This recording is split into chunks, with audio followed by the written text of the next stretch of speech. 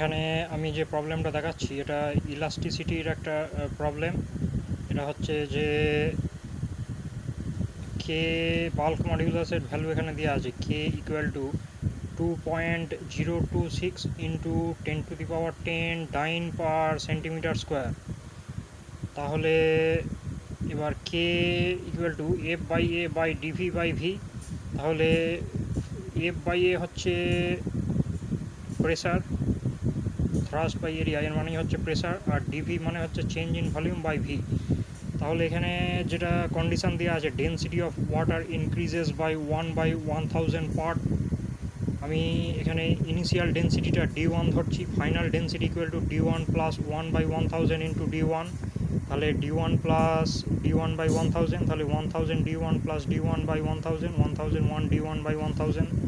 তাহলে এখানে কোশ্চেন হচ্ছে what pressure should be applied on water so that its density increases by 1/1000 part.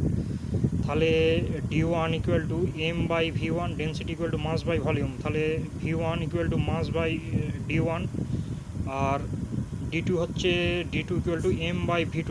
V2 হচ্ছে final volume আর V1 হচ্ছে initial volume.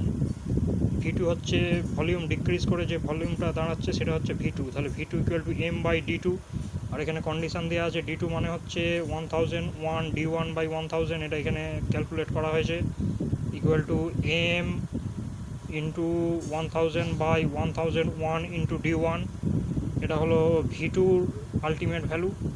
তাহলে V1 equal to M by D1। তাহলে আমি এখানে ক্যালকুলেট করছি চেঞ্জ ইন ভলিউম, যে ভলিউমের পরিবর্তন হয়েছে সেই ভ্যালুটা আমি এখানে বার করছি V2 মাইনাস V1।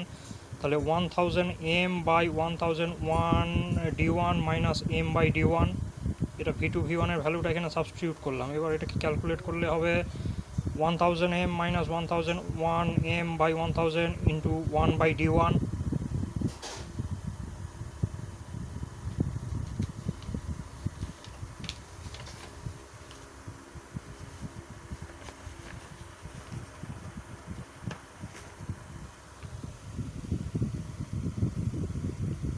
তাহলে এখানে হচ্ছে minus M by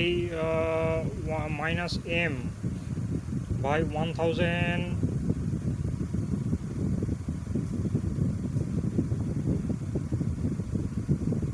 1 into 1 by D1।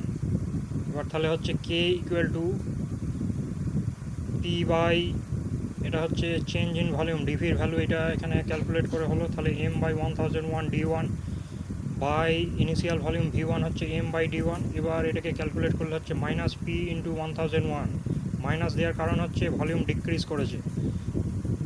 কে এর ভ্যালু সাবস্টিটিউট করলে হবে 2.026 into 10⁻10 equal to minus P into 1001। তাহলে P equal to 2.026 into 10⁻10 by 1001।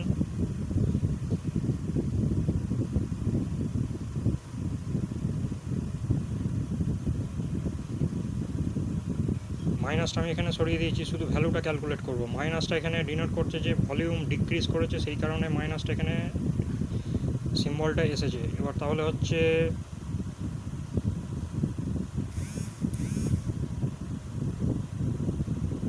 এই ভ্যালুটা ক্যালকুলেট করলে এই রেজাল্টটা আসছে 20239760.24 বাই, এটা ডাইন পার সেন্টিমিটার স্কোয়ারে এই রেজাল্টটা আসছে। একে আমি এটিএমে কনভার্ট করব, মানে অ্যাটমসফেরিক প্রেসারে কনভার্ট করব। তাহলে হচ্ছে 1013250, এটা দিয়ে ডিভাইড করতে হবে একে, তাহলে অ্যাটমসফেরিক প্রেসারে এই ভ্যালুটা কনভার্ট হবে। তাহলে 19.97 এই ভ্যালুটা দাঁড়াচ্ছে এটিএম প্রেসার।